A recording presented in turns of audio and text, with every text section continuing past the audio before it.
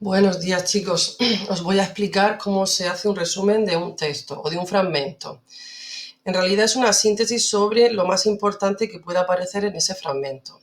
Para que sea un buen resumen, es importante que no sean menos de 5 líneas ni tampoco más de 8. Es decir, no debe superar el 30% de la extensión del texto original. Además, tenemos que reflejar solamente lo que dice el fragmento, lo que se dice en el texto, no explicar de más, ¿bien? Por lo tanto, no vamos ni a dar nuestra opinión, que eso ya sería otra tarea, no vamos a explicar nada y tampoco vamos a interpretar. Simplemente vamos a exponer con nuestras palabras lo que se está diciendo ahí. Para ello debemos destacar el tema principal, el problema o idea principal. Y si en este caso pues existieran más ideas que serían secundarias, también habría que destacarlas. No utilizaremos nunca ni guiones ni asteriscos porque esto no es un esquema.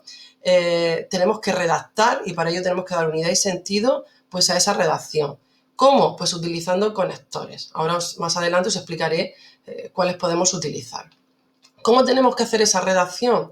Para ello, bueno, pues importante lo que os he dicho, detectar el tema principal, la idea principal. Bien. Es importante seguir un orden, es decir, si en el texto o el fragmento pues el autor comienza pues tratando pues una cuestión sobre pues el origen de la filosofía y luego explica pues cómo surge la ciencia, pues diremos, en una primera parte el autor, este pensador o Aristóteles comienza pues explicando pues el origen de la filosofía, describiendo el origen de la filosofía. A partir de ahí, o en una segunda parte, explica pues la aparición de la ciencia, ¿vale? Entonces tenemos que también detectar las partes que pueda llegar a tener ese fragmento. Errores que solemos cometer. Pues uno de los mayores errores que pues he detectado yo pues en estos últimos años es que, bueno, pues se hacen resúmenes demasiado extensos. Bien, entonces es importante, por eso os he puesto las líneas, de 5 a 8 líneas, ¿bien? Y otro también es el de recorta y pega, es decir, copiar lo mismo que dice el autor en el texto. Entonces, eso no es un resumen, ¿bien? Eso es simplemente copiar y pegar, ¿vale? Tampoco se pueden utilizar estos verbos. Por ejemplo, concretamente, hablar, se utiliza muchísimo. Suelen decir, el texto habla, el texto dice, pero es que el texto ni dice ni habla, ¿bien? Quien lo dice, pues es el autor.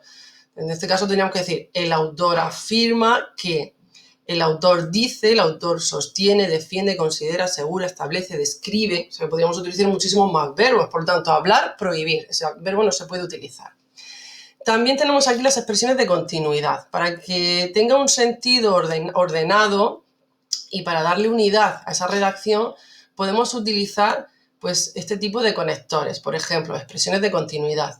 Además, a continuación, para finalizar, finalmente, también, más adelante, para concluir, por último. O sea que todo eso son pues, expresiones que nos sirven para pues, poder continuar con lo que estamos contando, sin necesidad de que eso pues, sea un esquema lleno de guiones, ni de flechitas, ni nada de eso.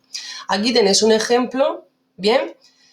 Y bueno, pues es un texto de Karl Jasper donde pues explica pues el origen de la palabra filósofo, bien, en oposición al sabio, el sofos, y bueno, cómo podríamos hacer el resumen de ese fragmento, aunque en mi caso sí que os voy a pedir que pongáis el nombre del autor y el título de la obra, ¿bien? Bueno, la tarea que a vosotros os va a salir es esta. Comentario de texto. Tenemos un texto que es un mito que aparece en el libro Teogonía de Hesíodo, y lo que vamos a tener que hacer es, primero, por un lado, vamos a resumir el fragmento donde destacaremos la idea principal, ¿bien? Y os he puesto cómo podríais comenzar. Este fragmento de Hesíodo, que pertenece a su obra Teogonía, como lo vamos a escribir a mano tenemos que subrayar la obra. Si fuera escrita a ordenador, simplemente con ponerla en cursiva bastaría. Tiene como tema principal, decimos su tema principal, punto y seguido, y ya explicamos con nuestras palabras, de 5 a 8 líneas, lo que se está diciendo aquí, ¿vale? Además, tenemos que responder a las siguientes cuestiones. Tenemos, por un lado, pues qué acontecimientos se describen en el mito, cuáles son las características que tiene una explicación, un relato mitológico, pues el antropomorfismo, es decir, que sus dioses tienen forma humana pero mucho más poder, tienen un autor desconocido, etcétera. ¿Y por qué se conoce la filosofía como paso del mito al logos? Bien, bueno, pues espero que os haya servido la explicación y el próximo día en clase presencial corregiremos el ejercicio. Hacerlo, intentarlo en casa y ya nos vemos el próximo día. Chao.